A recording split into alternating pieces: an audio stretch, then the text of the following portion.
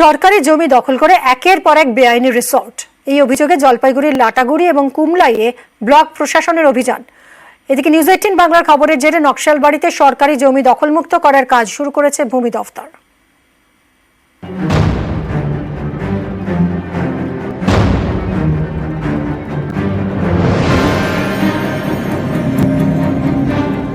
জলপাইগুড়ির গরুমারা জাতীয় উদ্যান পর্যটকদের অতি প্রিয়। এখানকার লাটাগুড়ি ও কুমলাইয়ে রয়েছে একের পর এক রিসর্ট।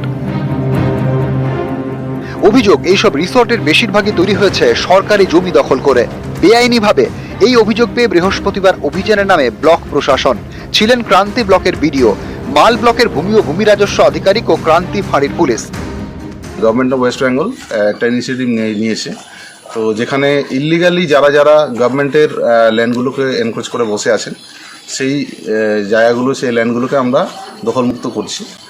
আমরা যেসব ল্যান্ডগুলো আইডেন্টিফাই করেছি ইলিগালি এনক্রোচমেন্ট করে বসে আছে, অকুপাই করে আসেন রিসোর্টের মালিকরা, সেই জায়গাগুলোতে আমরা ভিজিট করছি এবং ওনাদের ইনস্ট্রাকশন দিয়ে যাচ্ছি যে আগামী 2-3 দিনের মধ্যে যেন ওনারা ল্যান্ডগুলোকে ছেড়ে দেন। পাট্টা জমি তো কেনাও যায় না, লিজ হিসাবে দিয়েছে, কেনা না। আচ্ছা, 99 ইয়ার্সের লিজ। মানে এটা কী করে কী হবে, আমি তো নিজে এখন ঘাবড়ে যাচ্ছি তো শুনে জিনিসটা।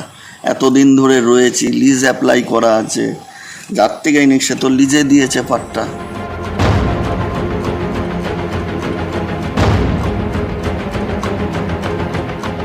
শিলিগুড়ির নকশালবাড়ির সেফদুল্লাহ মৌজা। অভিযোগ, এখানে দলিল জাল করে সরকারি জমিকে ব্যক্তিগত জমি দেখিয়ে বিক্রি করা হয়েছে। এইসব সরকারি জমি বাঁচাতে প্রশাসনের দ্বারস্থ হন নকশালবাড়ি পঞ্চায়েত সমিতির তৃণমূল সদস্য আশরাফ আনসারি। সম্প্রতি এই খবর দেখায় নিউজ 18 বাংলা, তারপরেই তৎপরতা। এ নিয়ে তদন্তে নামে নকশালবাড়ি ভূমি ও ভূমি রাজস্ব দপ্তর। তারা শিলিগুড়ি মহকুমা শাসককে রিপোর্ট পাঠায়। তারপরে সরকারি জমি ফেরানোর কাজ শুরু করে নকশালবাড়ি ভূমি ও ভূমি রাজস্ব দপ্তর। সেফদুল্লাহ মৌজার মোট 5 একর জমিতে বসানো হয়েছে সরকারি বোর্ড। আমরা তদন্ত শুরু করি এবং তদন্তে দেখা যায় কিছু সরকারি জমি বেহাত হয়ে রয়েছে এবং আমরা ওটার প্রসিডিংস ড্র করি। আমাদের অ্যাজ পার এলআর অ্যাক্ট আমরা অ্যানালমেন্ট প্রপোজাল করে আমরা এসডিও সাহেবের কাছে পাঠাই। সেই জমিটি পুনরুদ্ধার করেছি, আমাদের রেকর্ড কালেকশন হয়ে গেছে এবং সেখানে আমরা সরকারি বোর্ড লাগিয়ে দিয়েছি। 116 একরের বেশি জমি আমরা চিহ্নিত করেছি এবং সেখানে বোর্ড লাগানোর কাজ কমপ্লিট করেছি। অবৈধভাবে জমিন মাফিয়ারা যে পাট্টাটা খতিয়ানটা বানিয়েছিলেন, সেই খতিয়ান খারিজ হয়ে 5 একর 10 ডিসমিল জমি ভূমি দপ্তর এখানে রাজ্য সরকারের বোর্ড লাগাচ্ছে। এটা আমরা খুশি। সমস্ত জমি যে 60 বিঘা যে মাফিয়ারা জালি খতিয়ান বানিয়ে যে বিক্রি করছেন, সেই জমিনের উপরে স্টেপ করা হোক। নকশালবাড়ির হাতি ঘেঁষায় বড় ছাড়ুজোত।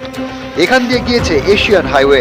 রাস্তার পাশে সরকারি জমি, সেই জমি দখল করে কোথাও তৈরি হয়েছে দোকান, কোথাও ঘর। বৃহস্পতিবার এইসব বেআইনি নির্মাণ ভেঙে দেওয়া হয়, বসানো হয় সরকারি বোর্ড।